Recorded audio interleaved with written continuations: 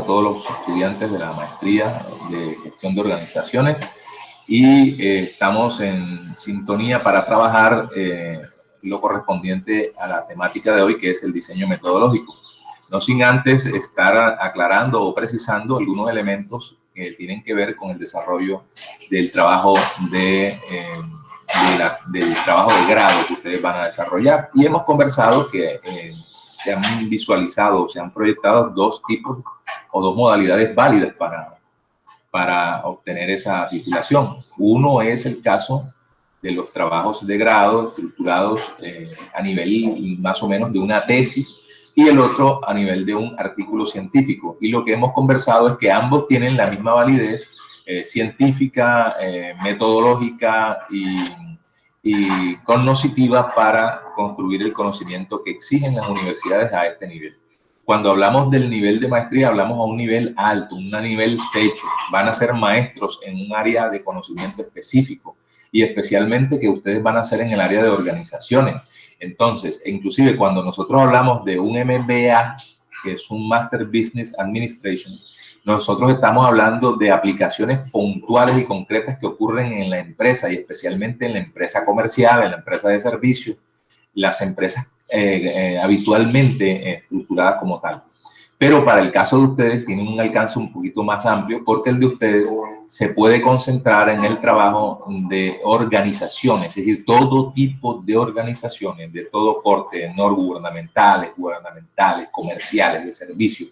Es decir, el alcance para la maestría de ustedes es un poquito más amplio, así como aquel que hace una maestría solo en administración. No es sobre la administración de empresas, sino sobre la administración de cualquier cosa que llegare a tener necesidad de administrar. Entonces, esos niveles de profundización, el de ustedes, como es el caso de ustedes, profundiza en organizaciones, ¿no? En el desarrollo, en la solución de problemas que tienen esas organizaciones. De manera que usted está frente a una maestría de un nivel de complejidad más alto que un MBA convencional, donde simplemente yo llevo una aplicación a una empresa de las cortes de las que llamamos convencionales en el mundo de la producción y de la libre empresa.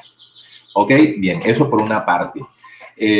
Bueno, decíamos entonces que este trabajo, el rigor del trabajo que estamos haciendo en maestría, es inexorablemente, mejor dicho, ineludible en la forma, en la estructura que deben tener.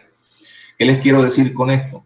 Que deben tener un orden lógico, una sistematización que nos permite verse a nivel de la comunidad académica mundial como un trabajo válido para revisión. Es decir, que una persona en Chile o en España, Portugal, Alemania o Estados Unidos pueda mirar la misma estructura como la de ellos lo trabajan. Por eso hay una universalización del trabajo que vamos a desarrollar. Entonces, a partir de esto que les estoy diciendo, y digo, lo menciono, es por lo siguiente. Porque los trabajos que estoy viendo, pues, algunos más adelantados que otros, pero en los adelantos hay cosas que se han obviado o que se han dejado para después. Y aunque sí es cierto que uno puede, así como cuando hace un libro, cuando usted ya ve un libro publicado, no es que necesariamente lo hicieron en el estricto orden en que está publicado. Algo hicieron primero, por ejemplo, el título es lo de último, pero aparece de primero, el resumen es de último, pero aparece de primero, la introducción aparece en los primeros estrados, pero no es lo primero, es lo último que se hace. En fin, hay cosas que se hacen de último, pero que se ponen de primero para que tengan una estructura sistemática y lógica. Sin embargo, para el caso de los trabajos que ustedes están desarrollando, no se puede abordar un diseño metodológico si yo no tengo bien definidos mis objetivos, porque el diseño metodológico precisamente lo que hace es responder a la forma como yo recolectaré información para cumplir con los objetivos, con los pasos, con las fases, con las metas que me propongo para que ese trabajo tenga un orden lógico. Tampoco es posible pasar a los objetivos sin haber realizado prudentemente, sin haber pasado prudentemente por el tema de la descripción del problema, del planteamiento del problema y de su formulación. No podrá haberse diseñado objetivos mis marcos teóricos si yo no tengo un objetivo general y si no tengo una pregunta-problema. Miren, cuando yo hablo de la pregunta-problema en la formulación, ella es la que me va a dar pie para que yo pueda desarrollar mi estado del arte o mi estado de referencia o de antecedentes. Si no, no tendría sentido. Y yo no podré pasar a lo que se llaman bases teóricas si yo no tengo bien definido un objetivo general. Entonces, si no hay un objetivo general, yo no puedo pasar a un marco teórico o unas bases teóricas. Y si no tengo unas preguntas sistematizadas, es decir, unas preguntas específicas que le apunten a la pregunta general, yo no tendré bien claro mis objetivos específicos y por lo tanto yo no podré hablar de un diseño metodológico, porque si yo me trazo un diseño metodológico sin haber tenido en cuenta los objetivos o no haberlos hecho, entonces yo no estaré apuntándole a lo que debo hacer. Bien, no es el caso de ustedes, todos tienen sus objetivos, solo que yo he visto algunas, digamos, y lo voy a decir con todo respeto, imprecisiones en lo que se quiere abordar. Por ejemplo, hay unos títulos excesivamente largos o títulos que de pronto no precisan qué es lo que verdaderamente usted sugiere hacer, qué es lo que quieres hacer. Entonces, yo por eso trazo en mi metodología que tengamos claro qué es lo que voy a hacer y para qué lo voy a hacer, para darle respuesta en la justificación al por qué lo voy a hacer. Entonces, esas directrices, esas pautas que les doy, son necesarias tenerlas en cuenta para que podamos tener un trabajo bien hecho al nivel de maestría. ¿Ok? Eso no es un trabajo convencional de grado que hacemos en pregrado, sino es un trabajo de alto nivel. Y entonces quiero precisarle algo en relación a ese alto nivel. Y es que cuando yo estoy haciendo un trabajo de maestría a este nivel, a este tenor, lo primero que tengo que tener, lo primero que me van a cobrar es un robusto marco de referencias. Y entonces el marco de referencia está compuesto por ejemplo, un excelente estado de antecedentes. Nosotros le llamamos estado del arte para mirar en el escenario del mundo qué trabajos en otras latitudes han abordado mis variables. ¿Ok? Entonces, al abordar mis variables de una forma precisa, entonces yo voy a tener un trabajo bien direccionado. Entonces, ¿qué es lo que les voy a explicar allí antes de proseguir al tema metodológico? Es que, perdónenme, pero no puedo abordarlo si no tengo bien preciso lo que les voy a explicar. Cuando yo hago lo que llamamos nosotros el estado de la cuestión, estado del arte, para darle respuesta a la pregunta, problema.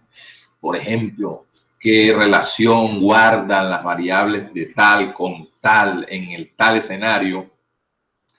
Yo lo que voy a darle en respuesta es a ver si en el mundo, en otras latitudes, como ya reiteré hace unos momentos, estamos así, o hicieron algo o están haciendo algo parecido a lo que yo tengo, o por lo menos han abordado mi variable de estudio. Entonces, y reitero, es para saber qué se ha hecho, quién lo ha hecho, dónde lo ha hecho, cuándo lo ha hecho, cómo lo ha hecho y qué resultados ha tenido. En otras palabras, más simples, es que yo coja una tesis, por ejemplo. Yo ayer le hablaba de estudios previos que se hacen con gremios, pero quiero hablarles de lo que vamos a encontrar nosotros. Por ejemplo, voy a coger una tesis, les voy a sugerir una base de datos muy buena, que es la base de datos de La Rioja. En la Universidad Autónoma, afortunadamente, tenemos buenas bases de datos, EBSCO, tenemos a eBrary para los libros, tenemos a Scopus, tenemos a... Inclusive pueden hacer la búsqueda por Google Académico, Google Scholar, y fundamentalmente a esta base de datos que les voy a sugerir. Se llama Dialnet. Dial, como en el del dial de la radio, y net de la red, Dialnet. Ahí usted en Dialnet encuentra tesis. Eso es un repositorio universal de la Universidad de La Rioja en España, pero es uno de los repositorios de lengua española, de lengua castellana, más importantes del mundo. Tiene trabajos de todas las formas y todos, sobre todo doctorados, trabajos de doctorado, que son los que yo buscaré, porque yo voy a buscar un nivel superior, ¿no? Yo voy a buscar el conocimiento certificable, validado, que científicamente pueda tener. No, por ejemplo, cuando yo reviso bibliografías de ustedes, no se agarren de esas bibliografías como del Rincón del Vago, estas cosas comunes y corrientes que encuentra, todas estas cositas del internet. Olvidémonos de eso, entremos al repositorio. Yo ni los preciso porque ni siquiera los manipulo, no los manejo, no recuerdo los nombres de ellos. Pero ahí en sus bibliografías les dicen una anotación a los que me mandaron el trabajo, nada de ese tipo de cosas, ¿no? Nada de Wikipedia, nada de esas cosas. Si acaso quieres un concepto de una palabra que tengas que precisar, no busques Wikipedia. Váyase a la RAE, a la Real Academia de la Lengua Española, o en la versión colombiana, y ahí busca la palabra que necesita. Busque la AMA, si va a hablar de marketing, la American Marketing Association, te da información veraz, científica, válida, para que puedan tener un trabajo de calidad. Recuerden, métanse en su cabeza que esto no es un trabajo convencional de un pregrado, ni de una especialización. Esto es una maestría, van a ser maestros curtidos en el conocimiento de su área de formación disciplinar. Entonces, la invitación es a que vayan por ejemplo, a EBSCO, vayan a Google Scholar o vayan a Dialnet y encuentren trabajo. Entonces, buscando un trabajo, para precisar lo que quiero decirles en tanto lo que quiero que metan en la cabeza es cómo busco información de validez. Por ejemplo, en Dialnet, si yo quiero revisar para mi estado del arte, de acuerdo a mi variable primera, y yo voy a poner una variable de ejemplo, variable productividad, pues yo me voy a Dialnet y busco productividad, le pongo 3 puntos y le digo que busque en tesis, y me van a aparecer tesis que hayan tocado esa variable en España, no solo en España, en Europa, van a salir tesis de Europa pasadas al español, y vas a buscar allí información. Entonces, ¿qué es lo que se pone en cada párrafo? Ahí están los ejemplos, se los voy a dar y les voy a dejar los trabajos para que los miren. Pero lo que yo quiero que ustedes miren, se los voy a mostrar inclusive ya para que lo miren y corroboren que lo que estoy diciendo es así. Por ejemplo, permítanme buscar el trabajo que les puede servir.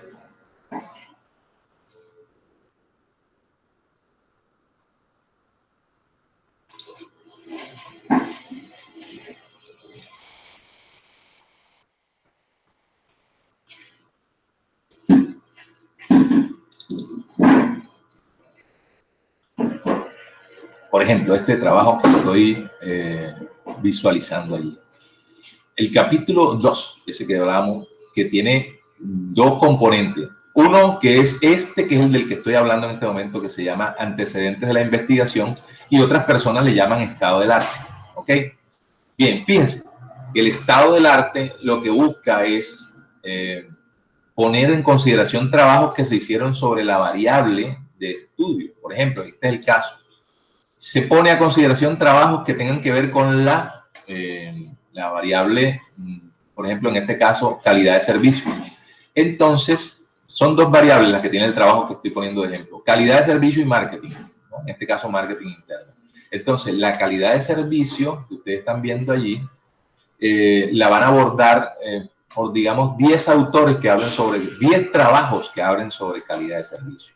Y entonces empieza a trabajarse. ¿Qué se dice allí? Mira, lo voy a decir, se dice así, se hace así.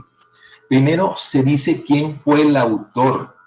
Por ejemplo, se pone a consideración el trabajo realizado por Villalobos 2009 y usted pone titulado, y lo que va a poner es el nombre del trabajo de grado, de la tesis, y el doctoral lo pone ahí, pone el nombre de la tesis. Espérense un momentico por si alguien está entrando. Bien. Entonces pone el nombre de la persona más el título del trabajo, ¿ya? ¿Ya? Capítulo, este es el título de la tesis o del trabajo de grado que hicieron. Miren que es trabajo de grado que se presentó para tal, tal, tal, tal. O sea, se presenta el trabajo. Entonces, luego se procede a hablar del el objetivo que tuvo esa persona para realizar ese trabajo. Entonces, el objetivo a analizar fue, general fue analizar, y usted lo pone, lo trae de allá del trabajo y pone el objetivo general ahí. Y dices allí, en ese trabajo, cuáles fueron los principales postulados teóricos que encontraron allí. Entonces, usted va al trabajo, ve allá a la bibliografía y toma el principal y dice, mira, que fueron la revisión de autores como tales y tales y tales. Hasta ahí hace su parrafito. Bien, otra parte de ese resumen.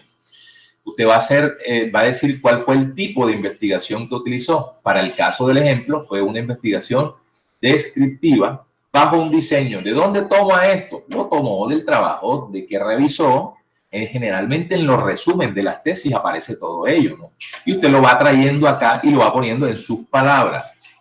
Explica cuál fue el instrumento que hicieron para recolectar la información. Mira, que esto es importante, muchachos, porque cuando yo voy a trabajar mi diseño metodológico, que es el tema de hoy, cuando yo voy a trabajar el diseño metodológico, yo voy a revisar estas tesis porque de pronto de estas tesis yo puedo sacar partes de mi diseño metodológico. Por ejemplo, esto dice que utilizó un instrumento de recolección de datos, un estudio descriptivo, transaccional de campo, porque le tocó ir a hacer encuestas y no sé qué, y que utilizó un instrumento de recolección con escala de Likert, y utilizando 4 alternativas. Hay 4, hay 5 alternativas, este lo usó de 4.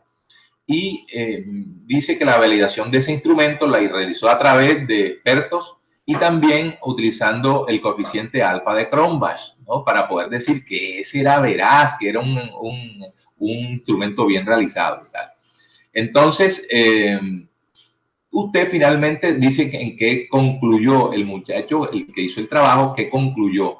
Y finalmente usted redacta un párrafo diciendo que se referenció a ese autor porque estudió la variable de calidad de servicio, que es la misma que tú estás trabajando en tu investigación. Por tanto, los resultados que a él le dio pueden servir para la toma de decisiones del trabajo que tú estás realizando. Listo, ahí hiciste un primer resumen. Y yo les estoy pidiendo, en realidad para un trabajo de maestría se necesitan 15 trabajos revisados para esa variable y 15 para la otra. Nosotros les estamos poniendo, especialmente yo les estoy poniendo, que revisemos 10 trabajos para una variable y 10 para la otra. ¿Ok? Entonces, ¿por qué? Porque necesitamos tener un trabajo bien robusto. No se alarmen por lo que les estoy diciendo, porque es muy fácil. Mira, ¿en cuánto tiempo hacemos esto? Yo no creo que duremos ni 30 minutos localizando el trabajo, revisando los elementos que debe tener, que te los voy a decir, porque los conozco de memoria. Recordarles que lo que necesito primero es decir quién lo hizo, qué hizo el trabajo, poner el nombre del trabajo, el objetivo que tuvo, luego del objetivo decir cuál fue el método que utilizó, la metodología que empleó, el diseño metodológico, explicar cuál fue la muestra, el universo, los instrumentos que utilizó, si realizó entrevistas, todo lo que diga el trabajo en relación al diseño metodológico, y luego habla sobre el tema de los resultados que arrojó él. Y decir la importancia que tiene ese trabajo para usted, ¿no? Probablemente cuando ya hayas revisado el trabajo puedas decir que probablemente la variable que abordó la abordó tímidamente y que por eso no va a tener en cuenta el trabajo en sí, sino que lo revisó por la importancia que este merece. Bien, y así viene el segundo trabajo. Rojas llevó una investigación titulada Desempeño laboral y calidad de servicio. Ojo, miren, cuando ustedes están haciendo el trabajo, no es que vayan ustedes a buscar trabajos que tengan las dos variables de ustedes. Puede que solamente tenga una sola variable de trabajo. Y eso es lo que usted va a encontrar, trabajos que tengan primero de una variable y luego de la otra variable. ¿De acuerdo? Bueno, espérenme un segundito aquí para... Un segundito.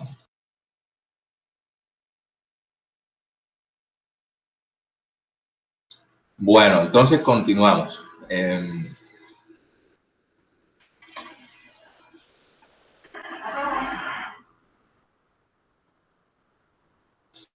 Bien, así vamos a tener entonces un número significativo de trabajos sobre la variable 1 y luego sobre la variable 2. ¿Dónde los encuentro? Ya les dije, en bases de datos, son tesis, a menos que usted tenga, los primeros que se ponen son estudios previos, o sea, los realizados por gremios, Penalco, Cámara de Comercio, en fin, instituciones que ya hemos hablado en el día de ayer en todo esto. Segundo, si no encuentro esos trabajos, entonces me voy a concentrar en tesis como las que le he montado. Listo, cuando encuentre la tesis, recapitulemos. Voy a hacer énfasis en lo siguiente en mi redacción. Primero, decir quién lo hizo, presentarlo, quién lo hizo, cómo se llama el trabajo, cuál fue el problema que abordó, luego decir cuál es el objetivo, luego decir cuál es la metodología empleada y luego decir cuáles fueron los resultados. Y luego dar unas palabras allí para decir que sí, que le gustó el trabajo y que le sirve porque tocó la misma variable de encuentro. Así, por cada uno de los trabajos debe realizarse una redacción para construir un buen y robusto estado del arte. Ahora, el tema de las bases teóricas, lo que llamamos nosotros convencionalmente marco teórico, miren, este trabajo que yo orienté para unas personas en Venezuela, tiene un cierto rigor de revisión, ¿no? De antecedentes. Luego vienen las bases teóricas o comúnmente conocidas como marco teórico. Empiezan con un parrafito simple que lo que dice es que la teoría es importante para el desarrollo y que se van a realizar acercamientos a las dos variables, pero desde la dimensión teórica, no de trabajo hecho, sino desde gente, autores que hayan hablado sobre estas dos variables. Y entonces, como la primera variable es el marketing interno, pues yo empezaré hablando de marketing interno. Entonces busco, como he visto en algunos que sí lo tienen bien hecho, que hay un personaje que se llama Kotler y que habla sobre marketing interno y el marketing significa esto y todas estas cosas, y que otro autor que se llama Stanton y Excel Walker también hablan del marketing de esa modalidad, haciendo hincapié en tal cosa, y también otro que se llama McCarthy, con un señor que se llama Perroy, también lo alude. Es decir, que voy a abordar ahora el marketing interno desde la perspectiva de pensamiento de varios autores, ¿no? ¿Ok? Entonces, vamos a hablar de esa variable y listo. Puede que aparezca ahora otro tema, variante del anterior. Primero era para saber el marketing interno, ahora para saber si existen estrategias de marketing interno, que me interesa saberlo. Y entonces hablo de estrategias de marketing interno y también lo hago de la misma perspectiva. Eso es lo que dice Selman, Bittner y demás, se contrasta con lo que dice tal persona y así, hasta llegar a otro tópico, contratar personas correctas, porque es la clave del marketing interno. Entonces empiezo a hablar de eso, quien dice esto, lo mismo, y así sucesivamente vamos a desarrollar un buen marco teórico. Primero de mi primera variable y luego ahora la del marketing, o sea, ya el tema de servicio, que más adelante lo abordaremos. Recuerden, abordaremos por variables, no confundirlas, no mezclarlas, no hacer una sopa, sino de esta variable se habla de esto y de esta otra autores que hablan de esto. Y miren que es un marco teórico robusto que tiene 66 páginas. Bueno, no es que necesariamente yo tenga que tener ese rigor de número de páginas. Lo que hay que ser es preciso en lo que dicen, porque por ejemplo hay cosas que dice un autor y el otro, entonces yo no voy a esperar a decir lo que lo dijo el autor para que este lo repita y este lo dice, mire, coinciden en su pensamiento los autores tales, tales y tales en cuanto dicen tal, tal y tal, y ya hice un párrafo y me evité dos, porque si yo hablaría de lo que dijo uno y uno, tendría tres párrafos, y estoy citando tres autores que dicen lo mismo, pero para eso hay que leer.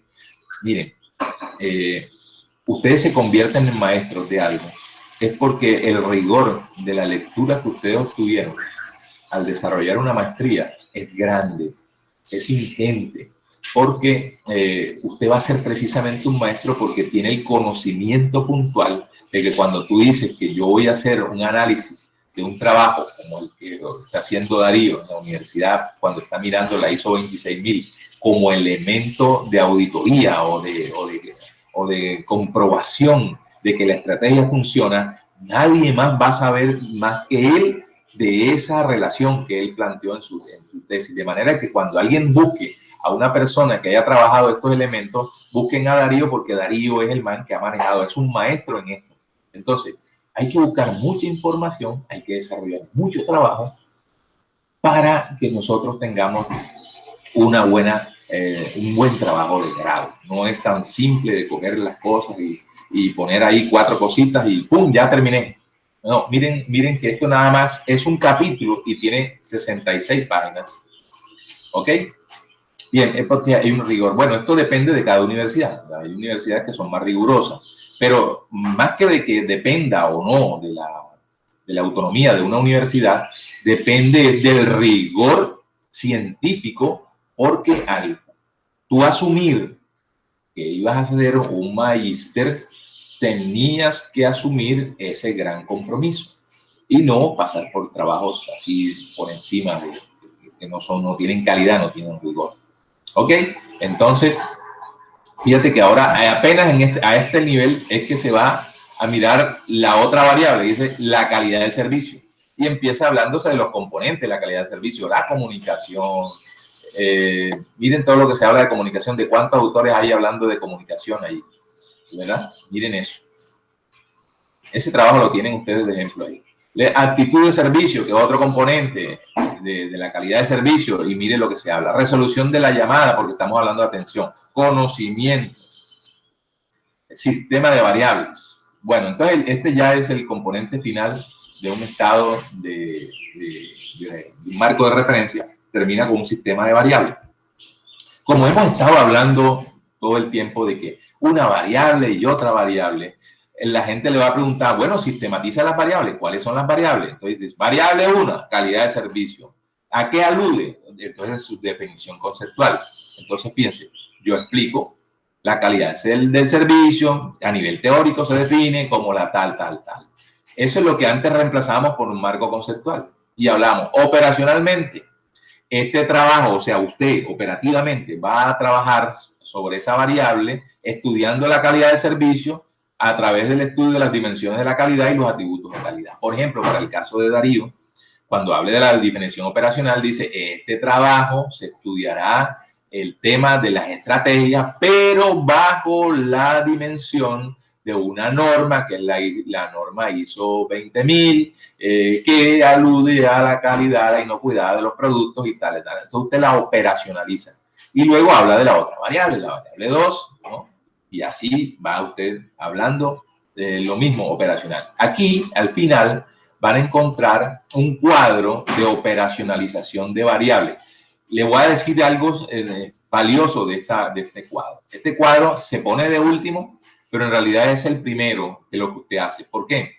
Porque este cuadro lo que busca es optimizar la búsqueda de la información que usted necesita acorde al objetivo y a la variable de trabajo suyo. Si se da cuenta cómo está confeccionada, va a encontrar que tiene 1, 2, 3, 4 y 5 columnas.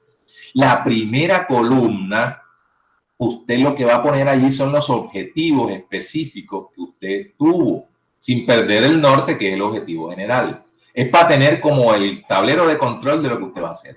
Entonces, usted lista ahí los objetivos específicos. ¿Saben para qué sirve esto también? No solamente para demostrar la congruencia y la concatenación de todos los elementos, sino para saber si mis objetivos están en el orden correcto. Entonces, por ejemplo, aquí me está diciendo que estos objetivos se relacionan con la variable marketing interno y estos objetivos de acá con la variable calidad de servicio. Entonces, lo que yo busco con esto es no desperdiciar teoría en mi marco teórico. ¿Okay? Entonces, mira, cuando hablo del marketing interno, yo identifico que el marketing interno en todas las teorías que he revisado tiene dos dimensiones. Una que es la estrategia de marketing interno y la otra son necesidades que tiene el cliente interno. Entonces, para la primera dimensión, yo trabajaré indicadores contratar las personas, desarrollar las personas, calidad de servicio, proporcionar sistemas de apoyo, retener a las mejores personas. ¿Esto qué significa? Estos son los títulos que usted va a tener allá arriba en el marco teórico. Por eso les digo, está de último, pero se hace primero, porque cada uno de estos elementos será un título que usted abordará y donde buscará autores que hablen sobre cómo contratar personas correctas, cómo es el desarrollo de las personas para que brinden calidad de servicio, por ejemplo, el capital humano enfocado al servicio, cómo proporcionar sistemas de apoyo necesarios.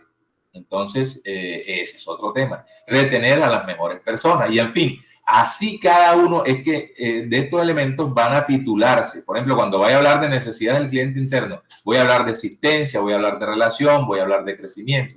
Y así ahora pasaré a los objetivos que guardan relación con la calidad de servicio y en sus dimensiones la calidad del servicio, atributos de la calidad del servicio y despliego también los subtítulos que yo voy a tener en el trabajo. ¿Ok? Esto que se llaman ítems es en realidad en las, digamos, en las páginas donde lo voy a encontrar. Generalmente yo no uso aquí este ítem. Yo lo que uso aquí es autores. Y entonces, en los autores yo lo que voy a poner, ¿quién habla sobre marketing didáctico? Entonces, perdón, marketing interno, Humberto Serna. ¿Quién habla de aquí? Rafael Obregón. ¿Quién habla de proporcionar sistemas de apoyo necesarios? Philip Kotler. Y ahí lo que voy poniendo son los autores, que es la mejor forma de relacionar este tablo. Así termina, apreciados maestrantes, así termina lo que nosotros llamamos un marco de referencia o marco teórico, o como lo llame cualquier autor que le quiera poner. Entonces, basado en esto, cuando yo tenga un buen marco teórico, mis objetivos bien afinados, el problema bien definido, es que pasaré a conversar sobre lo que nosotros llamamos el diseño metodológico. ¿Okay? El diseño metodológico, que es esto que nosotros vamos a hablar aquí. Ok, bien.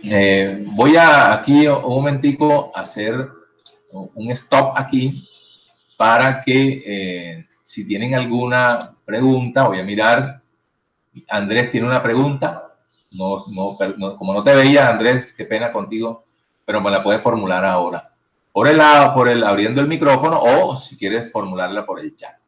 Para poder seguir ya con lo que vamos a hablar sobre el diseño metodológico.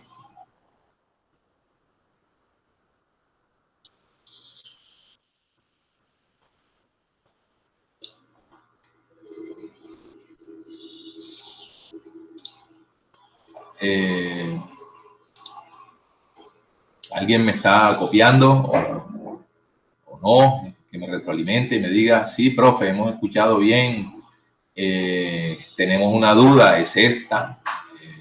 O abre el micrófono un momentico y me dice, profe, tal cosa, explique tal cosa, o no comprendo tal, o está todo bien, sigamos adelante para poder abordar la otra temática, que es el diseño metodológico. Hay gente que tiene adelantos y yo no voy a echarle tierra a lo que han hecho. Solo lo que quiero es precisar para que salga el trabajo de la mejor forma. Algunos he visto que han tenido dificultades con el ingreso, entran, salen. La conectividad quizás no es la mejor, pero estamos en esta, ¿no? Y va a quedar grabado, así que pueden revisarlo, lo conversado, cuantas veces lo consideren. Bien, ¿alguna pregunta? Alguien que habla al micrófono, por favor, y me diga, sí, estamos escuchando, o bien, continuemos. Alguien, por favor. Señor, si estamos escuchando, Andrés Álvarez. Profe, Listo, Andrés. Yo ahí le escribí en el chat, es una pregunta de forma, pues usted que es el que tiene el conocimiento. Con el tema del trabajo de grado con la tesis, yo le estaba escuchando ahorita que es un tema de profundidad. Sí. Le pregunto algo, profe. Cuando uno realiza la tesis, ¿uno siempre debe hacer la investigación o uno puede proponer el tema? Muy buena pregunta. Muy buena pregunta.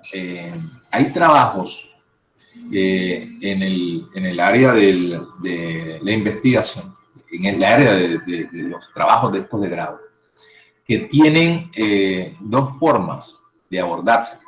Una, la mejor y la más válida para el nivel de ustedes es abordando un estudio, o sea, haciendo una investigación, aplicando encuestas, haciendo entrevistas, haciendo trabajo de campo, aunque no sea experimental.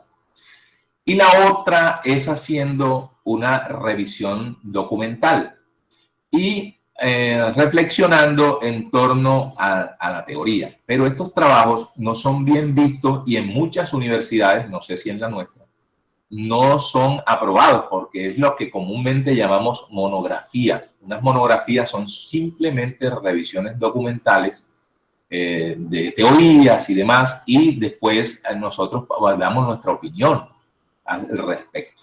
Pero son trabajos, aunque válidos para la comunidad científica, digamos que vetados o cuestionados en las universidades por el nivel, porque se supone que usted debería contrastar la teoría, los hallazgos de esa teoría, versus la comprobación fáctica de los hechos en contextos específicos, como es el caso de ustedes, ¿no?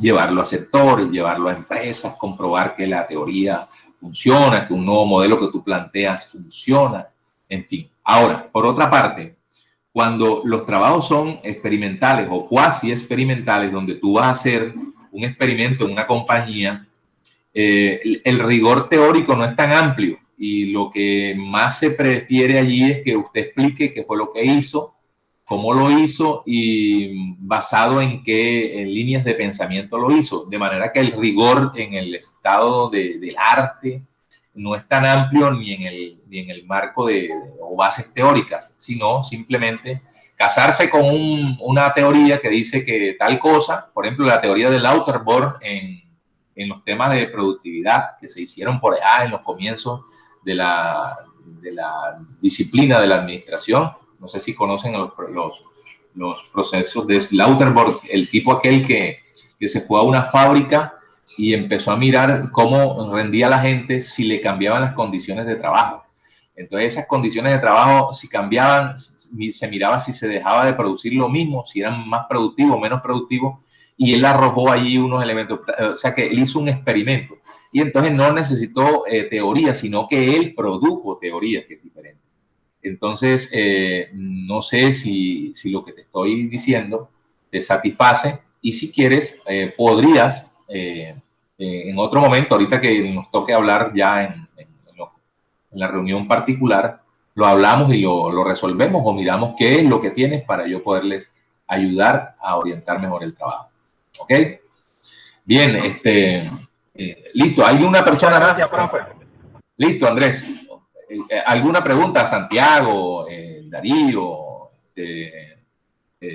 todos los que están interesados en desarrollar sus trabajos, ¿tienen alguna pregunta? Andrea, Juan Manuel. Profe, no, pues yo quería comentarle que estuve revisando ahorita que usted está explicando las observaciones, me parecen pertinentes porque, bueno, finalmente eso que yo le o sea, que le mandé el día de ayer fue como apenas un avance, porque obviamente nos hace falta mucho de marco teórico, eso no es nada, eso ahí todavía está como muy, digámoslo, está crudo. Entonces, porque eso fue parte del trabajo que nosotros hicimos de la especialización cuando yo me gradué de alta gerencia, que yo hice artículo de investigación, entonces tenía que ver con la parte de talento humano, pero esta vez no podía ser igual, sino enfocado en una empresa. Entonces usted me preguntaba qué era TAE. TAE es un outsourcing encargado de tercerizar carteras y tercerizar procesos a diferentes empresas a través de inteligencia artificial. Entonces hay que hablar de pronto, me imagino, un poco más de la organización para que se pueda entender qué es TAE, porque eso lo mencionamos en el título, sé que también hay que hacer unos ajustes en el título, de hecho, tenía una reunión hoy a las 10 de la mañana con Cervera porque él me estaba asesorando con Gustavo Rodríguez, pero entonces yo le dije que no podía porque estaba aquí con usted precisamente pues revisando ese tema y que yo tenía una retroalimentación y pues nos íbamos a reunir después. Entonces, pues es pertinente, unos comentarios igualmente me sirven para pues poder tener una base más sólida y más clara de lo que puedo hacer. De acuerdo, Andrea. Andrea, y te sugiero que le muestres las anotaciones que yo te hice y los aportes también al Sí, profe, profesor claro, por Cervera. supuesto. Claro, dile, mira, profe, que no es idea mía, es que hay una persona que me sugiere esto para que afinemos todos, ¿no? Y no peleemos, sino que al contrario, les digan verdaderamente lo que necesitan hacer. ¿De Así acuerdo? es, profe. Sí, Listo, muy bien. gracias. Ah, bueno, Andrea. Listos. Chavo, no has dicho nada, Santiago. Ah, pero Santiago es chat. Santiago tiene que revisar ahí el micrófono. ¿Alguna pregunta, Santiago? ¿Te sirve lo que estamos diciendo, Santiago? Porque como tú vas a construir tu artículo científico, también tienes que hacer parte de estas cosas que hemos conversado aquí. Así que dale crédito a esto y retroalimenta. Ahorita que hablemos ya en privado con cada grupo, bueno, listo, Santiago.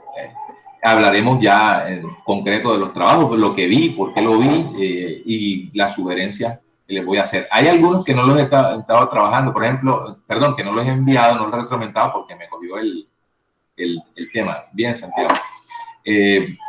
Por ejemplo, el trabajo de Darío, que es un trabajo que tiene ahí un nivel de complejidad que quisiera precisar en la conversación sobre algunos temas que necesitamos afinar allí.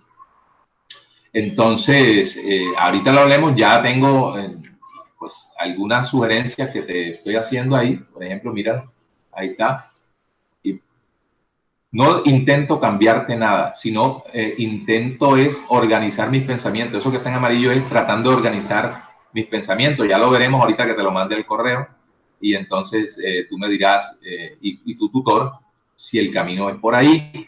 Bien, por supuesto, miren, no se aflijan o no se carguen cuando les haga algunas anotaciones o les esté diciendo del cuento del rigor y estas cosas, porque si usted tiene un buen tutor o de contenido y un buen tutor metodológico, vea, el trabajo debe fluirle.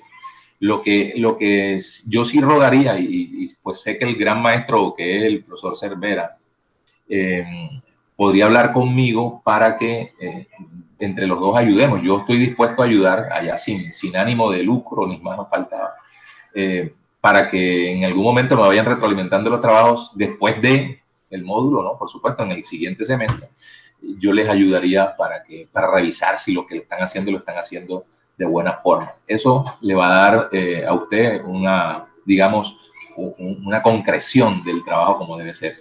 Profe Cervera es una persona que conoce muy bien esto y pues hemos trabajado juntos y no queremos o no presentamos dificultad, pero tienen que también tener en sintonía al tutor de contenido. El tutor de contenido es vital en este tipo de cosas, ¿ok?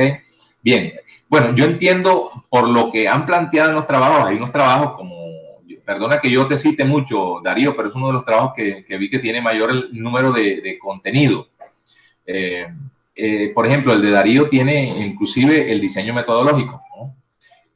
Pero en el diseño metodológico nosotros no nos vamos a complicar la existencia diciendo que es de tipo tal, más esto, pero que también acá en otro párrafo digo que es de otro tipo y que es el otro y que es híbrido y que es no sé qué.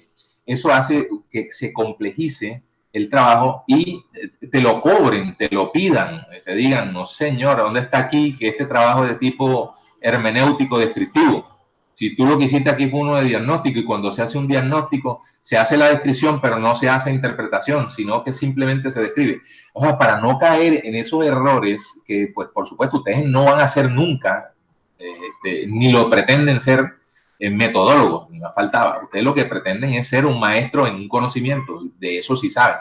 ¿Qué es la forma? Bueno, la forma la define usted, pero los académicos le ponen nombre a esa forma cómo uno aborda los trabajos, ¿ok? Hay gente que dice, no, espérate, yo lo que quiero hacer es una encuesta donde averigüe por qué razón la gente en un trabajo no produce bien. o por qué razón, a pesar de que se tiene una norma que regule tal actividad, hay problemas de productos de que se entregan en mal estado. Si hay digamos, una concatenación con una norma porque no se respeta, la voy a comprobar.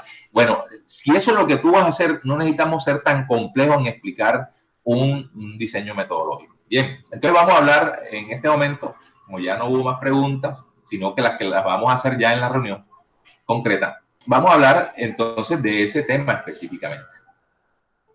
Bien, lo primero que vamos a hacer es explicar el tipo de paradigma, ¿no? Lo importante es saber el paradigma.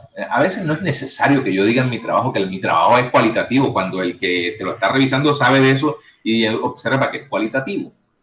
Entonces, el paradigma queda como implícito, pero si lo quieres hacer, bien, dígalo.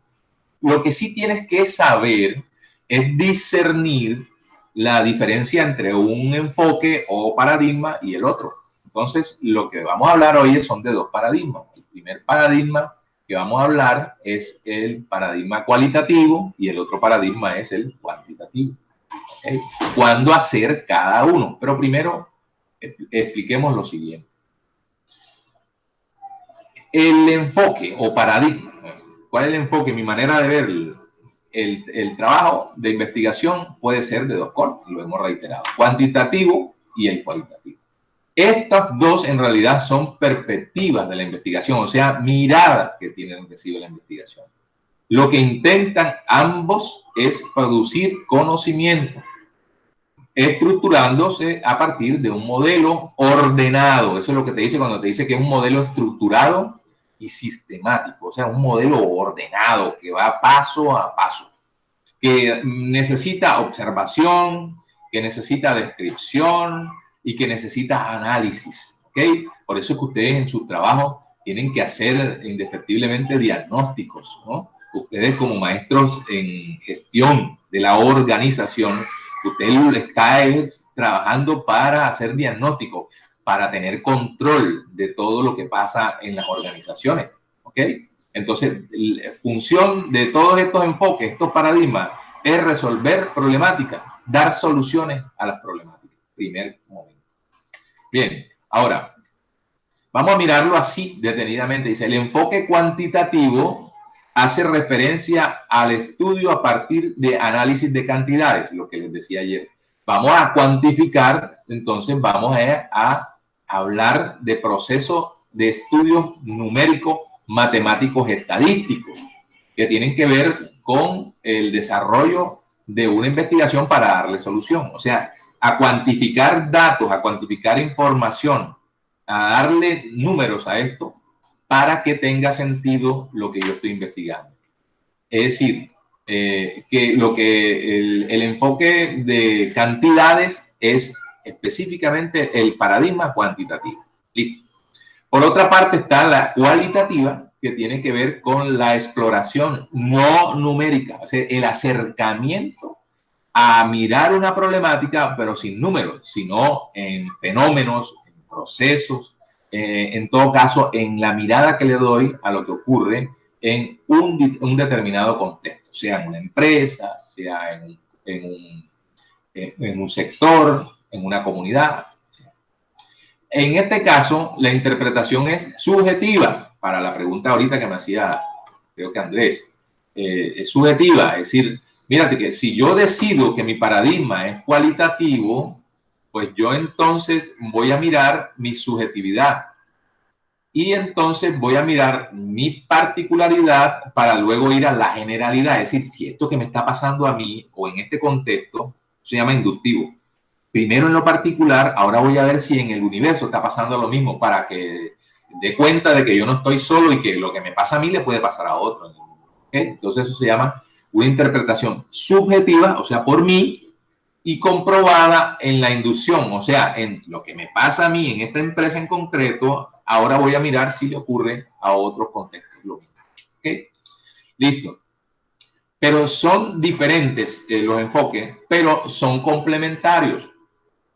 O sea que una investigación puede usar la doble técnica. En un trabajo yo necesito, aunque sea cualitativo, yo necesito cuantificar, por ejemplo, hacer una encuesta y decir cuántas personas tienen esto y lo otro, y cuántos piensan esto y lo otro, y aunque estoy contando personas, datos, mi enfoque principal es cualitativo. Es decir, que hay mezclas de los enfoques, no son excluyentes, podrían necesitarse. Un cuantitativo también hacer un análisis del final de lo que yo di en los datos, en mi resultado, hacer una reflexión subjetiva. Dice, mire, a pesar de que estos datos dan esto, yo considero que podría pasar esto o hacerse esto. Eso significa que pueden ser complementarios. No utilizar expresiones como son, mi enfoque es mixto. No digan la palabra mixto. En México odian, yo que hice doctorado en México, detestan que uno diga que es mixto. Eso fue una salida en falso de una vez de una señora, Ballestrini, que habló de los enfoques mixtos, pero creo que fue mala traducción que le hicieron. Ella no quiso decir eso, pero así lo copiaron y así la criticaron, y mucha gente se creyó el amague y siguió hablando de enfoques mixtos. ¿Okay? En realidad no, se llaman complementarios. ¿Okay? Bueno, listo. Entonces, lo que buscamos es, a través de ambos enfoques, es hacer observaciones para resolver problemas, evaluar las problemáticas, plantearlas, formularlas, establecer supuestos teóricos. O sea, miren, usted puede ser, cuando hace un trabajo cualitativo, por ejemplo, no traza una hipótesis, sino lo que traza es un supuesto. Y cuando trabaja un cuantitativo, traza una hipótesis.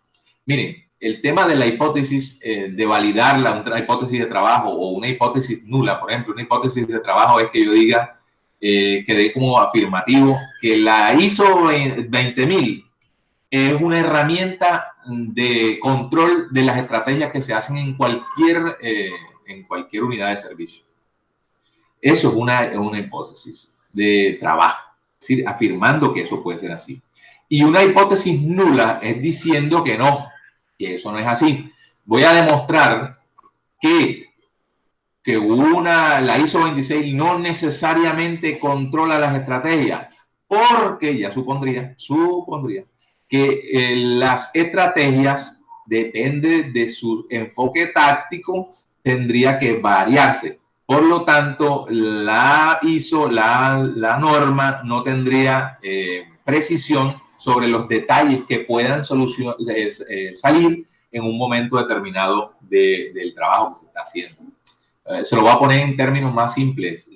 Para el caso de, por ejemplo, en las universidades donde yo trabajo, generalmente dicen, nosotros estamos acreditados con una norma ISO 9001 de servicio, y resulta que lo que mide ahí es la calidad del servicio. Entonces, yo tengo un aula como la que ustedes tienen en EXIA, el Moodle, y tengo un syllabus y tengo una actuación en clase. Entonces, la norma viene lo que se concentra, es decir, si lo que está en el syllabus se está cumpliendo en el aula extendida. Si la persona que puso aquí, que aquí va a ser un taller o un foro, el de acá lo dice, mira, sí lo hizo, mira, aquí lo controlamos, sí hacen foro. Pero resulta que en el escenario 3, que es el de la clase, pues yo puse esto, pero resulta que una discusión que se formó en el curso de una pregunta me llevó a mí a no cumplir con el contenido que estaba en el sílabo. Y eso entonces el que revisa la norma dice, no cumplió porque no se dio en el tiempo. Y eso es falso. Es falso porque en la realidad del escenario de trabajo no es el mismo en el de los papeles. Y entonces eso me lleva a mí a dar una opinión subjetiva.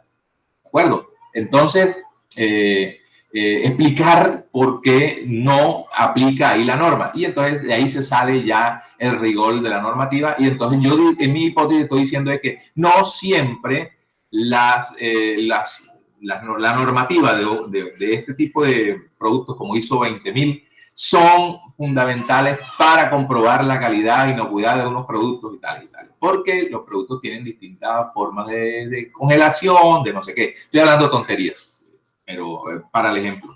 ¿Ok? Bien. Entonces, esto es importante en el enfoque, que es la conclusión de lo que les estoy hablando. El enfoque es importante porque el enfoque me determina a mí ¿qué voy a hacer yo en mi investigación? ¿No? Porque el paradigma, la manera de ver el mundo, que es lo que intento aquí decir, cualitativo, cuantitativo, me va a decir, ah, no, sí, cualitativo, usted va a cualificar y va a tener un nivel de subjetividad cuando esté analizando el trabajo que está haciendo. No, si es cuantitativo, yo no me complejo en opiniones, simplemente describo, pero demuestro con datos que eso sí se dio o no se dio. ¿De acuerdo? Bien. Ok. Bueno, entonces vamos a mirar aquí este flujograma que habla sobre los enfoques, sus características, sus procesos y los beneficios que pueden tener. Yo no sé si lo pueden ver bien, voy a intentar ampliarlo un poquito más. Y dice, por ejemplo, el enfoque cuantitativo como característica tiene que mide fenómenos, utilización de datos concretos y especialmente análisis en la relación causa-efecto. ¿Qué causa este problema y qué efectos puede tener? ¿Ok? Su forma de trabajar, o sea, su proceso es deductivo, o sea que parte de lo general hacia lo particular. También es secuencial, o sea, no da golpes o saltos, sino que es ordenado, tiene una secuencia lógica. Y lo que intenta finalmente en su proceso es probar, o sea, este es el cuantitativo. ¿Cuáles son los beneficios? Que se puede hacer réplica de teorías o de cosas que alguien dijo y digo, espérate, que acá en Barranquilla, en la compañía X, nosotros llevamos esa misma aplicación de ese tipo de estudio y me dio tal cosa. Entonces es un beneficio porque permite focalizar realidades concretas. También otro beneficio es que puede trabajar sobre la base de la generalización. Es decir, que tus conclusiones son basadas en generalidades que se han tenido en otros contextos, a pesar de la réplica. Y entonces la generalización de resultados me lleva a mí a que le diga a la gente, mire, esto fue lo que yo hallé, habría que contrastar si en otras realidades las precisiones o las imprecisiones que se tuvieron son vitales para el desarrollo de la teoría en el mundo. Por su parte, perdónenme, por su parte, el cualitativo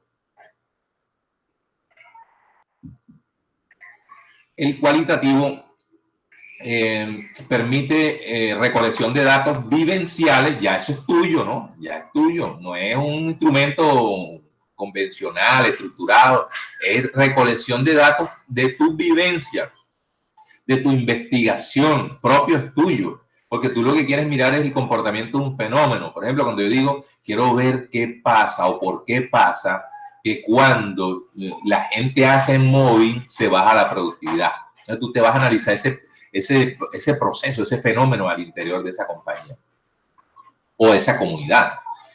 El proceso es circular, es inductivo y es flexible. Es circular, ¿por qué? Porque pone a consideración lo que sucede en un círculo comunitario. Y entonces lo que le pueda pasar a esta comunidad probablemente no le esté pasando a la otra, ni me interesa, solo me interesa la de esa comunidad. Es inductivo porque parte de lo particular, o sea, lo que pasa en ese contexto que yo estoy realizando y después lo verifico si ocurre en otro escenario. Tiene profundidad de ideas porque tú puedes crear categorías. Hay unos software muy buenos que creo que el profesor Gustavo y el profesor Ore Cervera son expertos en ello. Uno se llama NVivo, se pronuncia NVivo. Es un software para crear categorías cualitativas, no se usa para cuantitativo. El que se usa para cuantitativo es SPSS y hay otros software buenos para ello. Pero este de NVivo es muy bueno para eso. Y el otro se llama Atlas TI. Atlas TI. Atlas TI sirve también para relacionar categorías que salen cuando, por ejemplo, uno usa una entrevista, porque a diferencia del cuantitativo, preferiblemente en el cualitativo yo no hago encuestas, lo que hago es entrevista.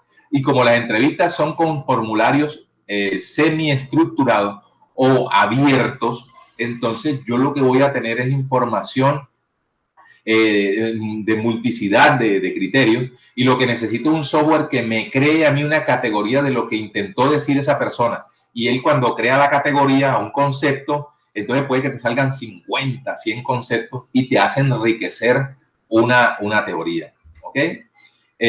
También tiene riqueza interpretativa porque como así hay un número digamos, de categorías de conceptos, así también pueden salir un número de reflexiones en torno a cada categoría. Entonces es un trabajo. Ahora, si alguien me dijera cuál de los dos es preferible, pues ninguno de los dos es el que usted considera ser. No tienen uno más validez que el otro. A mí particularmente me parece que los estudios cualitativos son más complejos porque el cuantitativo me lleva a mí a datos precisos. Mira, la estadística no miente, dijo esto y punto. Pero el cualitativo es valoraciones subjetivas. Es decir, lo que tú crees que cuando las pongas a consideración de la comunidad científica o académica, alguien te puede dar una batida, ¿quién dijo eso? Y te puede decir cualquier cantidad de cosas y hacerte sentir mal, pero tienes, digamos, como escudo, como adarga para defenderte de que esa es tu realidad vivida en ese espacio, en ese contexto, que no necesariamente tenga que ser igual en el mundo.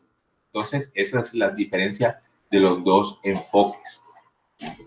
Bien, ambos estudios, tanto cualitativo como cuantitativo, tienen rigurosidad, sistematicidad o continuidad y objetividad.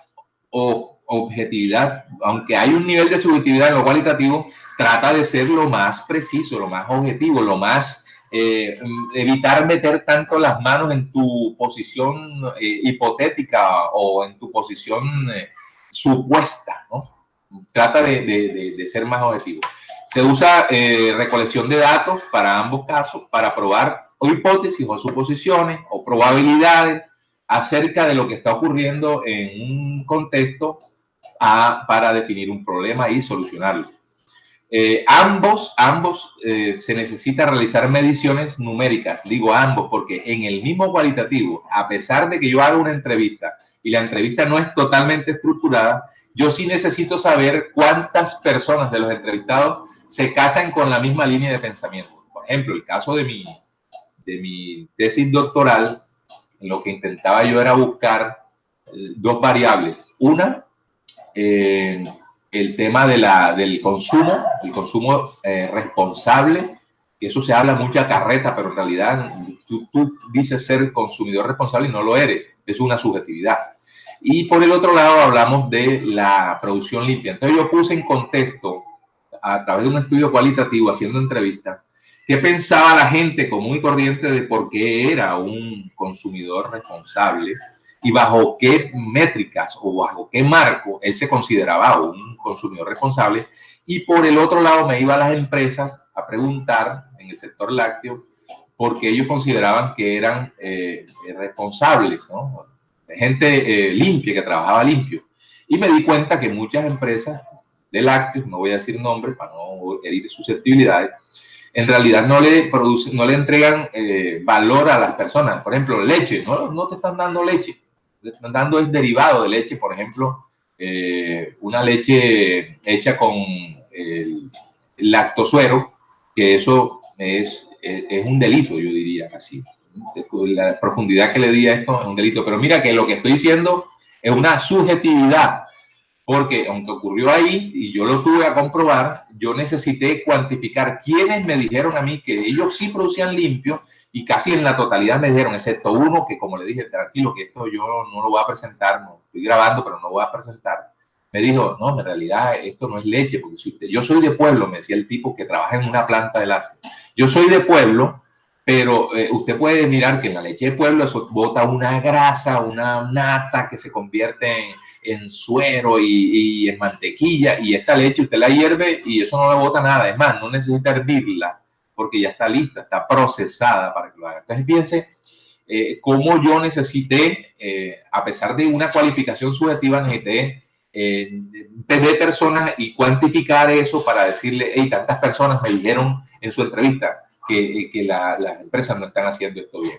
Y luego entonces proponer yo un modelo que resolviera esa relación. Entonces yo propuse un modelo de marketing pedagógico, esa es mi propuesta. Por eso en cada objetivo de ustedes ojalá haya un objetivo propositivo. El mío fue crear un modelo de marketing educativo, o sea, para educar tanto a los consumidores, hacerle pedagogía a los consumidores para que sean verdaderamente responsables, no se traguen los amagues de la industria, y por el otro lado, coger a los productores y decirles, hey, producir limpio, no es engañar, usted lo que tiene que hacer es esto, esto y esto. Y entonces, finalmente, medirlos para que miremos en otro momento, que lo pienso hacer con mi estudio postdoctoral, en otro momento medir longitudinalmente que ahora sí esta gente, después del modelo que yo les metí ahora en la compañía, se los pongo gratis, verdaderamente cambiaron la mentalidad. Tanto los que producen, ahora sí limpio, y los que consumen, ahora sí responsables. ¿Ok? Entonces piensen, y es un trabajo de corte simplemente subjetivo, cualitativo. ¿Ok? Bien. El enfoque cuantitativo, por su parte, es un proceso deductivo, lo hemos dicho ya en varias ocasiones. Cada etapa de ese proceso conduce a una lógica,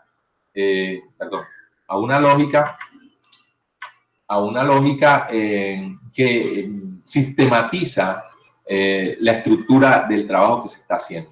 Entonces sirve para comprobar este cuantitativo, para explicar o predecir un determinado hecho. Eso es cuantitativo. Entonces, para mí, este produce conocimiento verificable porque lo estoy mostrando con números. Miren, datos. ¿Ok? Bien.